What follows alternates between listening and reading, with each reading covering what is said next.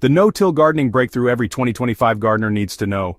Tired of fighting with hard soil, losing topsoil to wind and rain, or seeing your hard work dry out in the summer heat?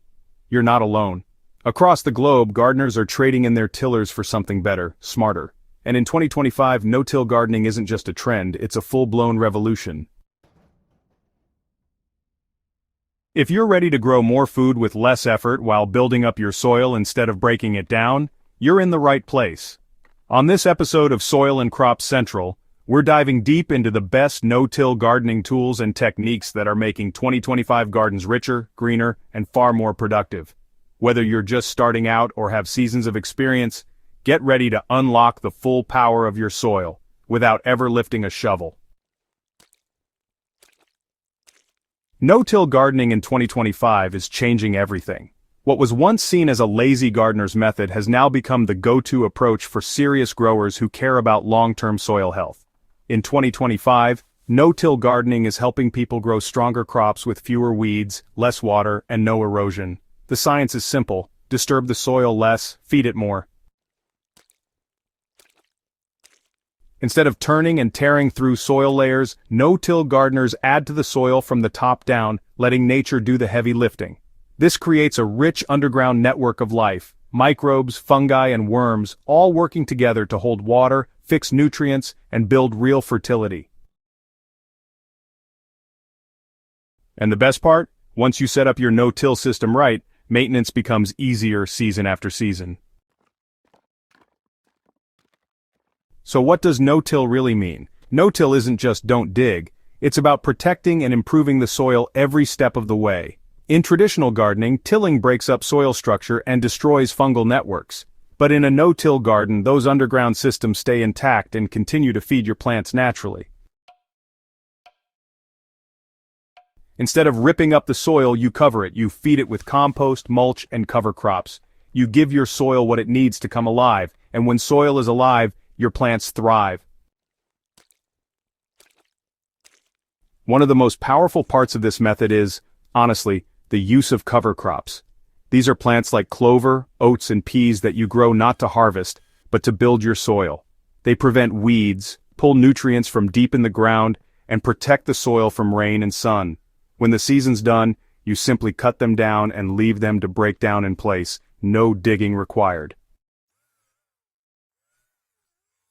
The tools making no-till easier in 2025. You don't need a fancy setup to go no-till, but 2025 has brought in some, smart new tools that make the job faster, easier, and more efficient. One of the biggest game changers is the modern direct sow planter. These hand tools are designed to push seeds right through mulch and organic matter without disturbing the layers beneath. Unlike traditional seeders, they're lightweight, easy to clean, and let you plant quickly, even through heavy surface cover. Another breakthrough is the no-till seeder designed for home gardens. It places seeds at just the right depth while keeping soil layers undisturbed. Some even come with built-in rollers that flatten residue or crimp cover crops in place. For weed control, mulching has gone high-tech. In 2025, gardeners are using shredded paper mulch with microbial inoculants, a fancy name for beneficial bacteria and fungi that speed up decomposition and feed your soil. Add a layer 2 to 3 inches thick and you can forget the weeding altogether. And let's not forget about precision soil testing kits. These compact, Bluetooth-enabled tools can read your soil's pH, moisture, and nutrient levels in seconds. Connected to your phone, they help you know exactly what your garden needs. No guessing, no overfeeding. Getting started with no-till the right way. So, are you ready to make the switch? The good news is, starting a no-till garden in 2025 is honestly easier than ever. You'll want to begin by choosing a site that gets about 6 to 8 hours of sunlight each day and, has decent drainage. You really don't need perfect soil, just a commitment to building it up over time. Next up, lay down a base layer to block out any existing weeds. Plain cardboard works best. Just make sure there are no glossy prints, only brown corrugated layers. Go ahead and wet it thoroughly, then cover it with a mixture of compost and aged manure. You'll want to aim for about 4 to 6 inches of organic matter. This will create a living topsoil where your plants can really take root. From there, mulch heavily. You can use straw, wood chips, leaves, or even shredded grass clippings, whatever you have on hand. This step keeps the soil cool, helps hold in moisture, and, honestly, encourages earthworms to come in and do their magic. If you're using compost tea or worm casting tea, just mix 1 cup of castings with 5 gallons of dechlorinated water, steep it for about 24 hours with a bubbler, and then water it right into your mulch layer. This feeds the microbes that will, in turn, feed your plants. For those of you preparing in fall for the next season, go ahead and plant a winter cover crop like cereal rye or field peas. These not only protect your soil but also fix nitrogen and loosen up compacted areas with their deep roots. When spring arrives, just cut them down at the base and plant directly into the mulch. Now that your garden is alive and layered, how do you keep it going strong? First, water deeply and less often. No-till soil actually holds moisture longer, so overwatering can really harm plant roots. The goal is to moisten the root zone, which is around 6 to 8 inches deep. Stick your finger in the soil or use a soil probe to check before watering. For feeding, apply a light compost top dress once every 4 to 6 weeks.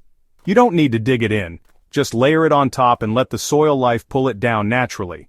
If you prefer a liquid feed, try this simple homemade mix. 2 tablespoons of fish emulsion plus 1 tablespoon of seaweed extract in 1 gallon of water. Apply every 2 to 3 weeks during the growing season. Managing pests in a no-till garden is also easier. The increased biodiversity means more beneficial insects like ladybugs, lacewings, and parasitic wasps. But if you see an outbreak of aphids or mites, a light spray of neem oil, 1 tablespoon per gallon of water, every 7 to 10 days can help keep things in balance. Always apply in the early morning or late evening to avoid harming pollinators. Crop rotation is still important in no-till gardens. Instead of planting tomatoes in the same spot year after year, rotate with leafy greens, root crops, or legumes to reduce disease buildup and balance soil nutrients. Over time, you'll find your garden naturally falls into a rhythm where each year builds upon the last. Your garden, but smarter. In 2025, no-till gardening is no longer just a philosophy. It's a practical, science-backed way to grow better food with fewer inputs. It's about working with nature, not against it. You're not just avoiding tilling, you're building a living system that feeds itself, holds water, fights pests, and grows stronger with every season. Whether you're gardening on a balcony with raised beds or running a half-acre backyard food forest, the no-till approach puts real power in your hands. Less work, better soil, more food. If you're serious about growing smarter and leaving your soil better than you found it, now is the time to ditch the shovel and pick up the future. Subscribe to Soil and Crop Central for more real-world garden wisdom and hands-on tools that take your growing game to the next level. Your soil is waiting, don't till it, build it.